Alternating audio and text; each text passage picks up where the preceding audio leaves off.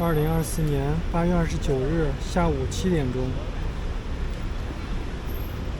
今天主要想讲一下土耳其语的学习，当然讲的是我的学习的过程，因为我在土耳其已经待了将近2年了。这里有很好的学习土耳其语的生活环境，有很好的语言环境。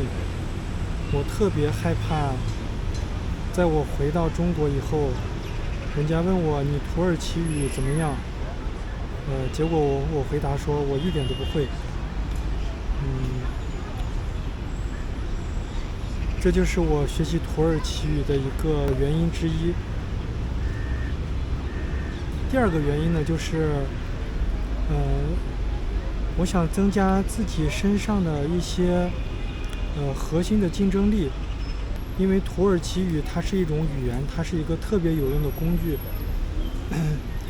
在土耳其有很多的中国企业，如果我能够掌握土耳其语的使用的话，我觉得会很大程度的增加我的竞争力。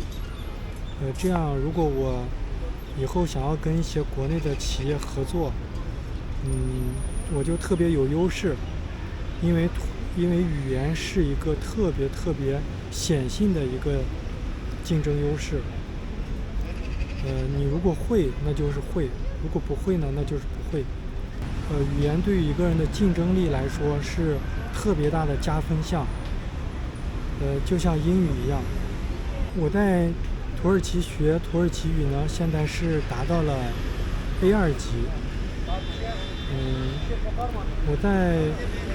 我学习土耳其语主要是在线下的班里边学习。语言学习需要一个环境。当在教室学习的时候，会特别的专注。它的这种学习的氛围和学习的练习的环境，特别有助于对于一个语言小白特别有帮助。实际上的情况呢，也确实如此。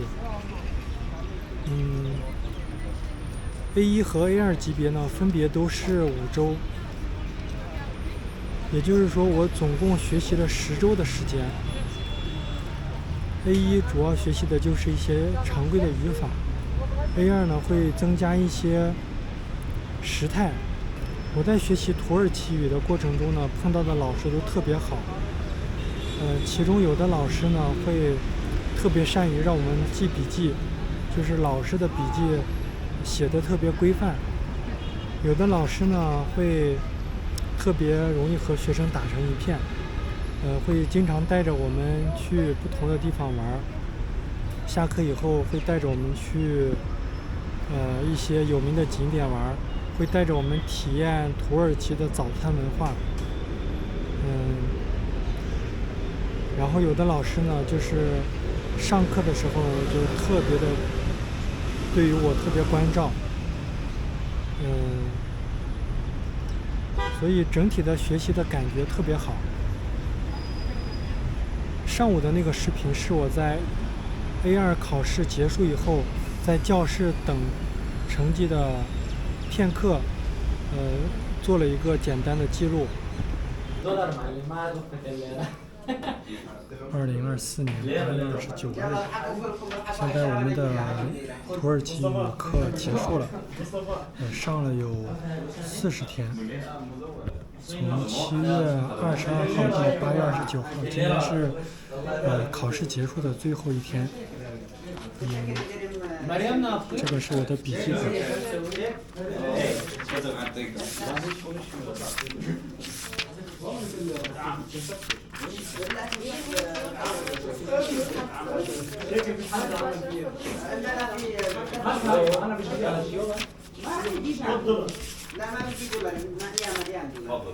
大概就是这样子的。